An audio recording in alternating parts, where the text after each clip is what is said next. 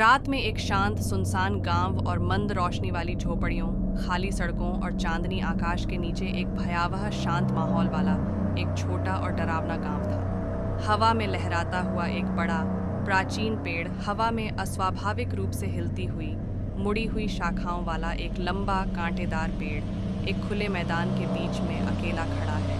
पेड़ के भीतर फंसी एक भूतिया आकृति, पेड़ की छाल के अंदर फंसे एक व्यक्ति की धुंधली भूतिया आकृति, उनका चेहरा इसके खिलाफ दबा हुआ था, मानो बाहर निकलने के लिए तड़प हो। रात में लालटेन पकड़े हुए एक युवक, एक दृढ़ निश्चयी दिखने वाला आदमी एक खेत के किनारे खड़ा है, जिसके हाथ में एक पुराने जमाने की लालटेन है जो धीमी गर्म रोशनी डाल रही है।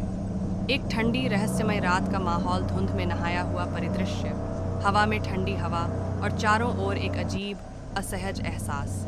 लालटेन बुझने के बाद पेड़ पूरी तरह अंधेरे में, पेड़ अब पूरी तरह से अंधेरे से घिरा हुआ है।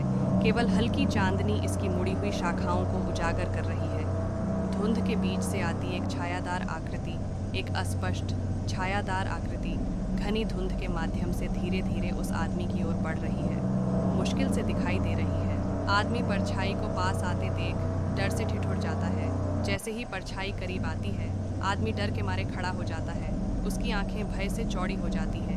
वह हिलने डुलने या आवाज़ करने में असमर्थ हो जाता है। जंगली बालों और उग्र आंखों वाली एक बूढ़ी औरत, उलझे हुए बिखरे बालों वाली एक भूतिया बूढ़ी औरत और तीव्र आग जैसी रोशनी से चमकती आंखों वाली है। बूढ़ी औरत उस आदमी के ठीक बगल में खड़ी थी, फुसफुसा रही थी। बूढ़ी औरत उस आदमी के करीब झुक रही थी, उसका मुंह उसके कान के पास था। वह धीरे से बोल रही थी, चले जाओ यहाँ से।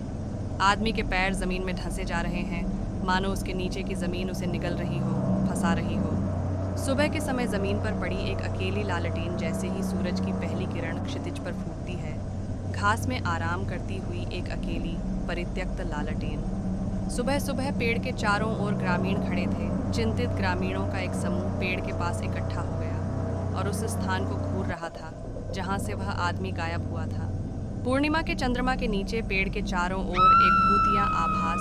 पूर्णिमा के चंद्रमा के नीचे हल्का चमकता हुआ पेड़ मानो एक भयानक अलौकिक उपस्थिति से घिरा हुआ हो, जिसमें फंसी हुई आत्माओं की फुसफुसाहट हवा में घूम रही हो।